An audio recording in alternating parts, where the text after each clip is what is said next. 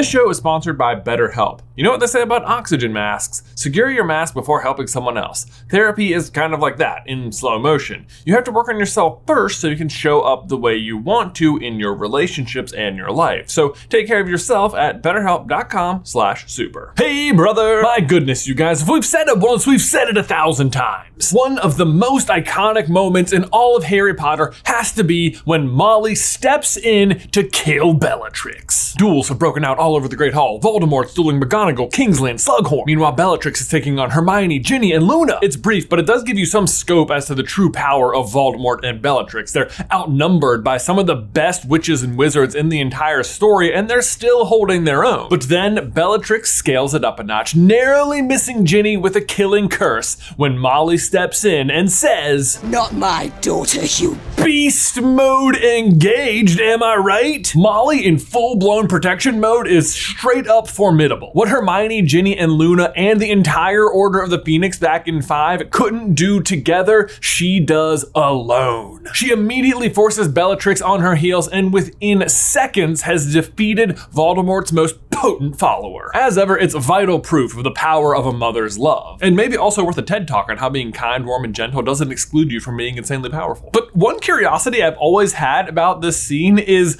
what spell does Molly use on Bellatrix here? Like, does she use Avada Kedavra? Because Bellatrix definitely dies, and because she dies, does that mean Molly split her soul in the process? Well, today we find out.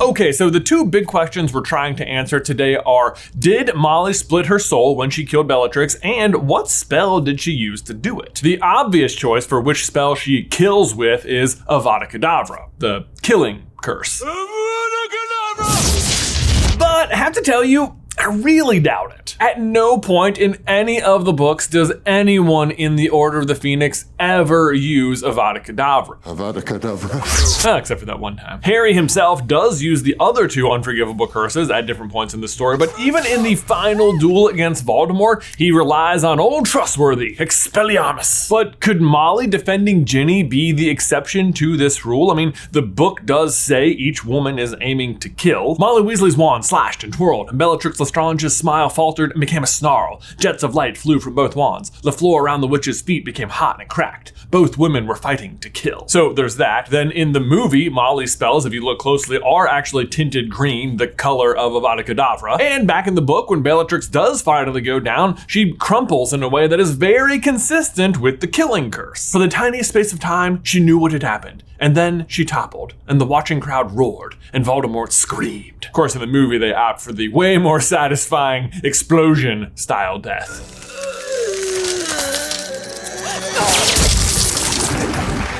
And the Oscar goes to... Honestly, we might need to come back to this one because at the moment, I feel like I'm leaning towards maybe it was Avada Kedavra. So let's focus on the other question. Did she split her soul when she killed Bellatrix? Well, what are the rules here? Does magically killing someone guarantee that you're going to split your soul? Or is that just an option you could pursue if you were trying to make a Horcrux? For that matter, does it matter if you magically kill them? And if so, does it have to be Avada Kedavra or could it be any spell? The answer to both of those is no. I don't think it has to be Avada Kedavra, nor do I think it has to be done magically at all for your soul to be in jeopardy. On the still magical but not Avada Kedavra front, Tom Riddle uses the basilisk to kill Myrtle, which we know he uses to split his soul to then make the diary, so that's still counted. And then on the non-magic side of things, we just have to look at all of Draco's failed attempts to kill Dumbledore and Dumbledore's overall concern for the sanctity of Draco's soul. In Deathly Hallows, we finally learned the truth about why Snape killed Dumbledore, and we actually get to return to the conversation where they arranged it. Snape raised his eyebrows and his tone was sardonic as he asked, "Are you intending to let him kill you?" "Certainly not. You must kill me. That boy's soul is not yet so damaged," said Dumbledore. "I would not have it ripped apart on my account."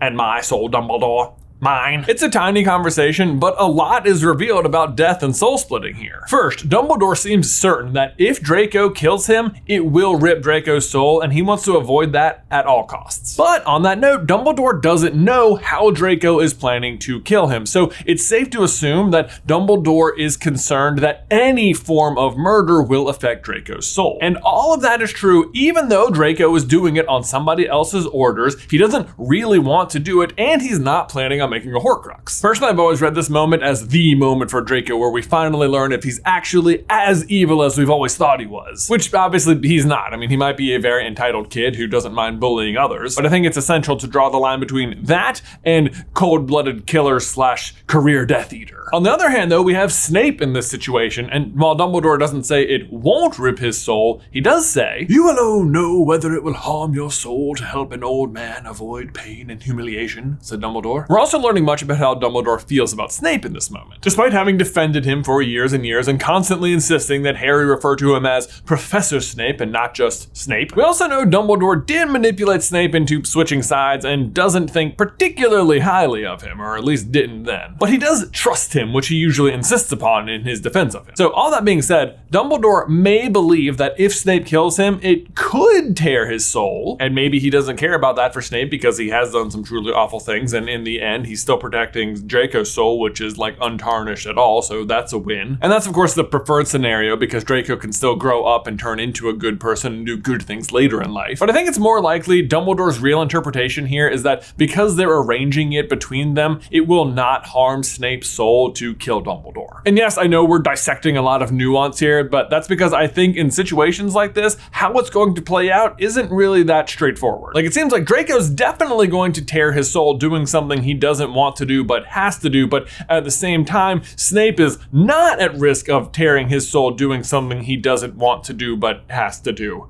You see what I mean? I feel like it made a lot more sense when Dumbledore said it. All right, guys, and now we need to take a quick moment to thank today's sponsor, Factor. Tell you what, guys, summer is always so busy, whether you're out there just taking trips, just being active, or doing your regular routine in the heat. So it's a fact that the factor of coming home every night and then having to cook dinner as well just adds to all of that exhaustion. I mean, let's just face the facts. It's a factor you don't want to have to deal with, unless you have Factor. No, that's a fact. No, but in all seriousness, Factor is America's #1 ready-to-eat meal kit. They help you fill up fast with flavorful and nutritious meals all delivered straight to your door. So you'll save time, eat well, and not have to rearrange any of your plans wondering, am I gonna have enough sustenance? You get to skip the chopping, the prepping, and the cleaning while getting all the nutrients you need and incredible flavor. And the meals are ready to eat in 2 minutes, and they are fresh, never frozen, so all you have to do is heat and enjoy. They have over 34 chef-prepared, dietitian-approved meals to choose from weekly, all with healthy, tasty ingredients and even the option to add extra protein to help fit your needs. So I highly recommend checking out Factor, and you can begin enjoying eating without any of the hassle. And if you head over to factormeals.com/super50 and use promo code super50, you can get 50% off your first box. One more time, that is promo code super50 at factormeals.com/super50 to get 50% off your first box. Links in the description down below. Anyway, that brings us back to Molly and her epic duel with Bellatrix. There can be no doubt in this situation that Molly knows what the stakes are. There's no chance she just accidentally cast a spell and is surprised by the outcome. Meaning, I think we can all agree that if she's given the chance, she's gonna take the shot. But it's also very situational. This is not Molly's resting demeanor at all. It's not like if she just walked out onto the street and bumped into Bellatrix Lestrange, she'd suddenly whip out her wand and start dueling her to the death. Molly's circumstances seem much more similar to Snape's. She's having to do something she wouldn't normally want to do, but the situation has just forced her hand. Here's what's happening right before Molly steps in. Hermione, Ginny, and Luna all battling their hardest, but Bellatrix was equal to them, and Harry's attention was diverted as a killing curse shot so close to Ginny that she missed death by an inch. It's full-blown war, and Bellatrix has just made a very clear, very real attack on her daughter's life. Molly stepping in here to defend her daughter is precisely that, standing in defense against someone who just proved they are not opposed to killing even a child. And as such, I think Molly can attack Bellatrix even with the intent to defeat her entirely without risking any damage to her soul. I mean, after all, a mother defending their child is the setup for the entire Second Wizarding War, isn't it? Like that's how the story starts. Think about it like this. Do you think her soul would have been split if Lily had had her wand with her when Voldemort attacked Harry as a baby and she had managed to land a killing blow on Voldemort? No, of course not. Your soul's not getting split because you defended your baby from a mortal threat. However, knowing all of this, the threat, the circumstances, and even Molly's intended outcome of the battle, I don't think she used Avada Kedavra. Again, there are 0 instances of the Order of the Phoenix, the good guys, using this spell throughout the entire series, with 2 minor exceptions. The first is, of course, Snape, who uses the spell on Dumbledore, on Dumbledore's orders, in the name of good. And the second is Moody, when he's demonstrating the unforgivable curses in class, but that's on a spider, and also it's not even the real Moody, it's Barty Crouch Jr. So no matter how good of a teacher he actually ended up being and how good of an impersonator he was, I mean, when we meet the real Moody, I feel like we all kind of already met him, right? Except the real Moody wouldn't use Avada Kedavra. Well, I don't know. Moody's been around for a while. There's been a lot of scraps, and Barty Crouch Sr. allowed for this sort of thing when the first Wizarding War was in full effect, so yeah, maybe Moody did, but that was in the first Wizarding War, not in these books. On that note though, the Order is not against delivering a death blow. In fact, Lupin even chastises Harry for the mercy he shows during the Battle of the Seven Potters. Harry, the time for disarming is past. These people are trying to capture and kill you. At least stun if you aren't prepared to kill. So they are okay with killing, and yet no one ever uses Avada Kedavra. That means they must have their own ways of doing it, which really isn't that hard to believe. I mean, obviously there are other magical ways you could kill somebody. Sectum Sempra comes to mind almost immediately, but even as a third year, Harry seems to believe he knows a spell that could kill Sirius Black in the Shrieking Shack. Harry raised the wand. Now was the moment to do it. Now was the moment to avenge his mother and father. He was going to kill Black. He had to kill Black. This was his chance. Spoilers, he doesn't do it. Spoilers. Although, what spell do you think Harry was intending to use there? Because he doesn't know that much lethal magic in his third year that I'm aware of. I mean, I guess he could like set him on fire or something.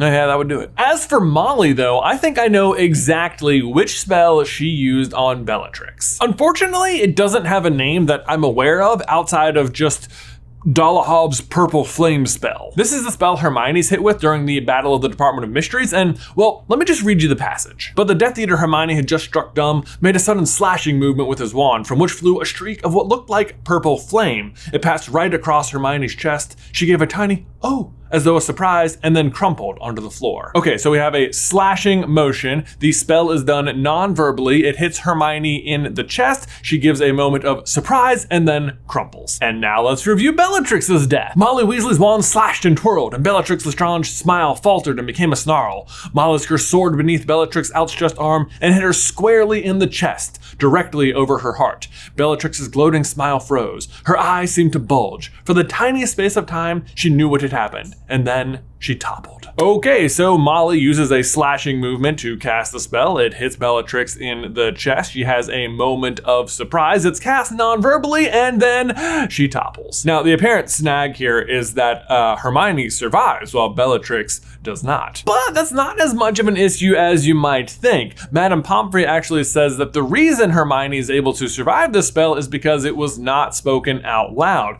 Had it been performed out loud, it would have been more powerful, and she probably wouldn't have made it. The curse Dollahov had used on her, though less effective than it would have been had he been able to say the incantation aloud, had nevertheless caused, in Madame Pomfrey's words, quite enough damage to be going on with. Hermione was having to take 10 different types of potion every day. But Jay, Molly's spell was non-verbal too, right? And yes, you are correct, but the point is that these two situations are the exact same, and the spell clearly has the power to kill if it has enough oomph behind it. That's a technical term. Oomph. Ultra magical, power hungry.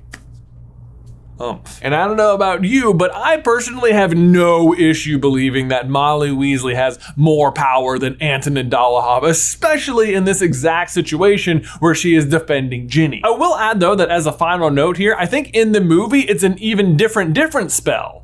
Reducto, which in some ways I kind of love even more because in the movies they sort of established Ginny as this like accomplished user of the Reducto spell. Reducto, as you can probably tell, is a spell that blasts solid objects into pieces.